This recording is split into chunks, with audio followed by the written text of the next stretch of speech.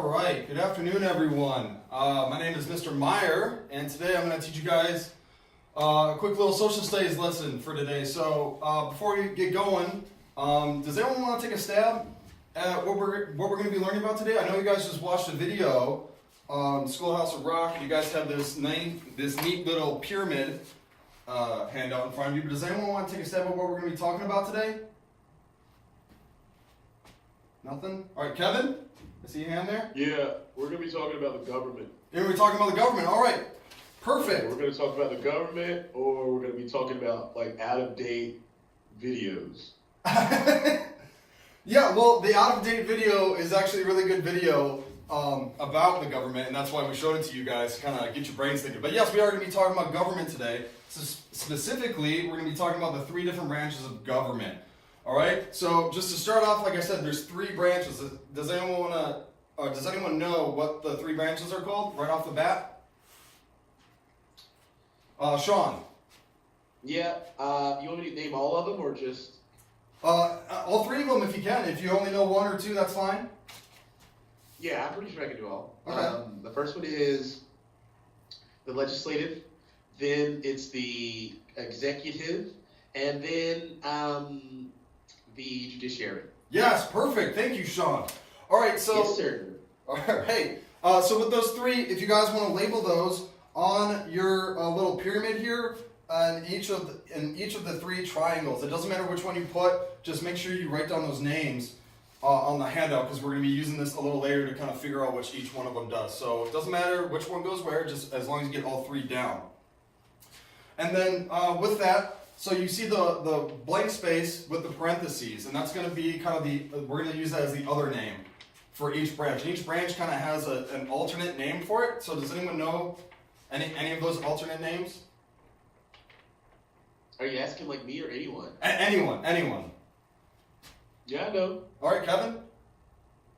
You're talking about like the president? Okay. Not exactly, but you're kind of on the wrong track. So the president is part of the executive branch.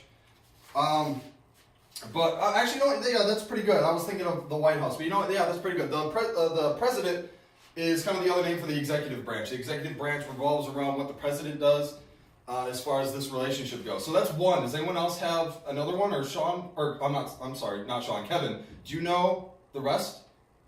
So yeah, I know all those. All the rest, or just the president? Well, I mean, like, you want to say, like, different names for him? I know it. Okay, then say them. Yeah, like, say the president is the commander-in-chief. Okay. Or is El Presidente. Oh, okay, yep. No, not that. We got the president. I'm saying for, like, so we got the president is the executive branch, right? But there's another name for the legislative branch and the judiciary branch that people use often. Do you know those? Oh. I know. You know? Need a minute? Does anyone else want to help him out?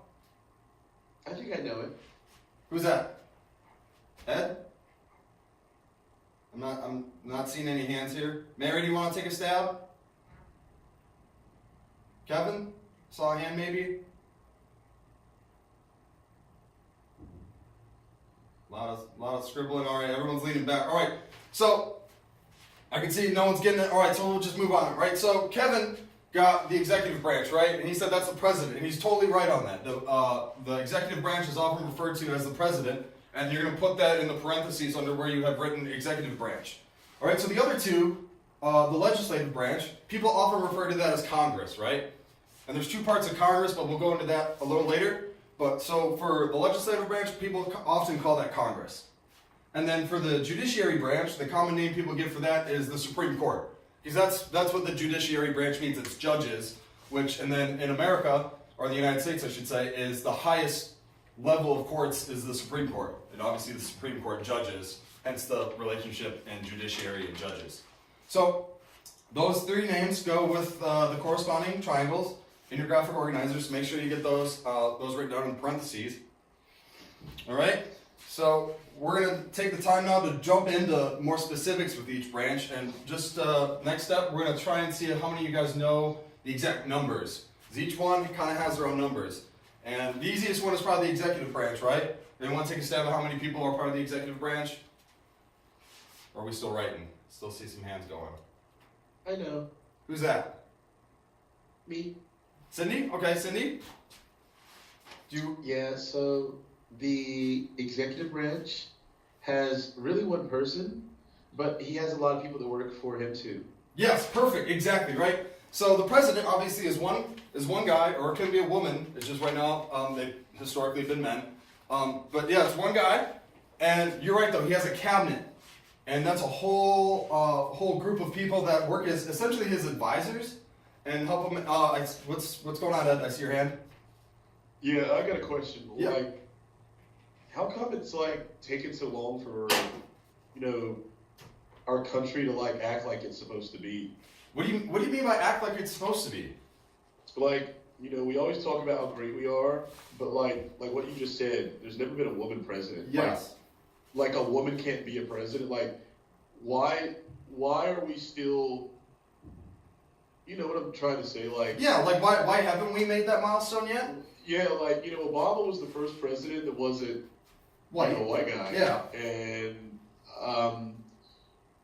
it's kind of like it's kind of messed up that we keep talking about how great we are, and it's like you can look at it and say like you're kind of lying to yourself unless you like show it. You know what I mean? Mm-hmm. You don't say like you're the best ball player in the world, and then everybody sees you cheat. Yeah, you know what I mean? You've got an excellent point there. But I think I'm gonna counter your point here. I'm gonna play a little devil's advocate. I'm gonna say, do you remember who was running for president? Who were the two top candidates for 2016's election? Yeah, I remember for 2016, but like I'm just saying, like in general, like the United States, we always talk about how great, and like don't get me wrong, it's like I know this is still the best country you like to be in. But like, we're not being honest about some things, Well, and I think a lot of people are being honest about that. And to finish my point is that 2016 we had Hillary Clinton as the Democratic nomination for president. So we almost had a woman president. But to your point, yes, it does seem weird that we have this image of progressivism and freedom, and yet we have this historic track record of only. We had Hillary Clinton, but she lost.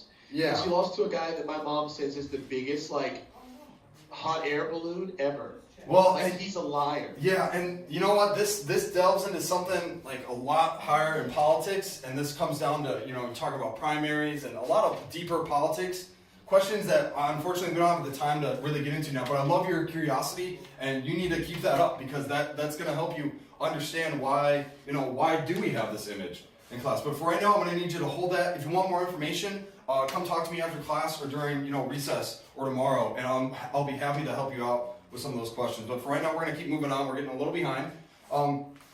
So we got the president, we got the executive branch. It's one person with a cabinet. Does anyone, and I'm going to ask the whole group now, does anyone else know how many people are part of the judiciary branch of the Supreme Court?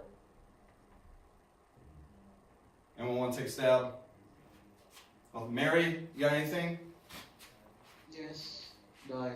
9? Yes, right, 9. And who are the 9 people? Who are the 9 people? Yeah. You want me to name them? No, not name them, but Justice like Roberts and. You don't have to name them one by one, but like what are their roles? Like what are their titles? I should say. The Chief Justice is Roberts, and then you have other associate justices. Yes, associate justice. Okay, I'm gonna cut you off right there. Sotomayor. Okay. All right, perfect. Yeah, so you got the names, but you got the title. So there's 9 justices or judges in the Supreme Court. And it's great that you know them by name. That's awesome.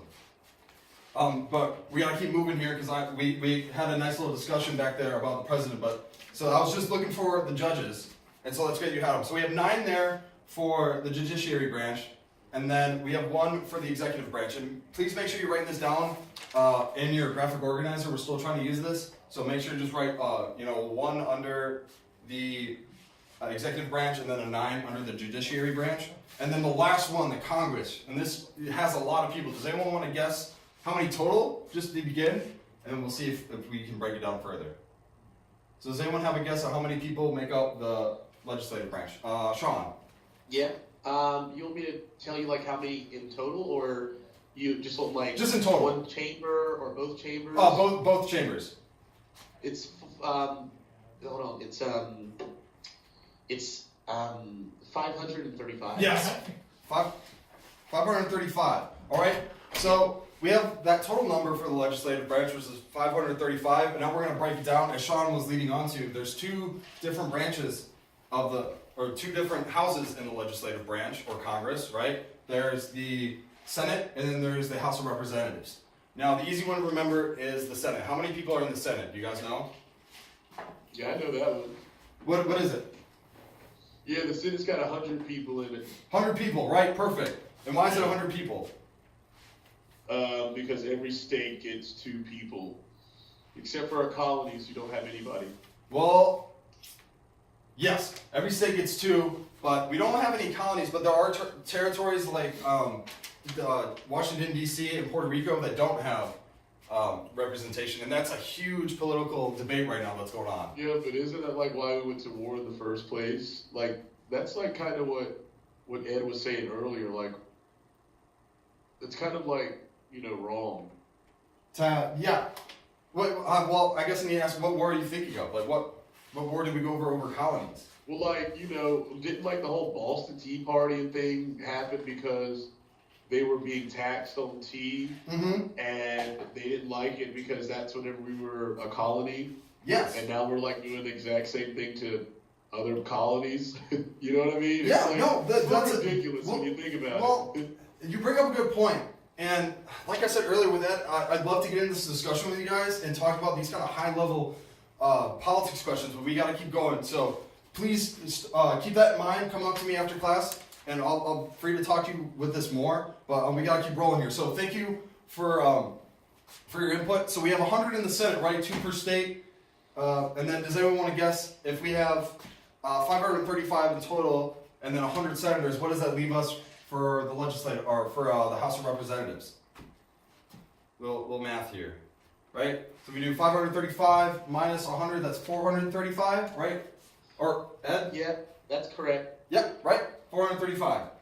So we have 435 representatives in the House of Representatives, and that's because there's more in the House because those the representatives per state go off population, right? So each state has a different population and kind of goes off counties and voting districts, but each state gets 2 senators, but then it depends on each state how many representatives you get. So that's why there's 100 even for the Senate and then 435. And that number, that 435 can change as well, depending on population changes. Obviously, if we increase or anything like that, that might, the number of representatives might increase as well.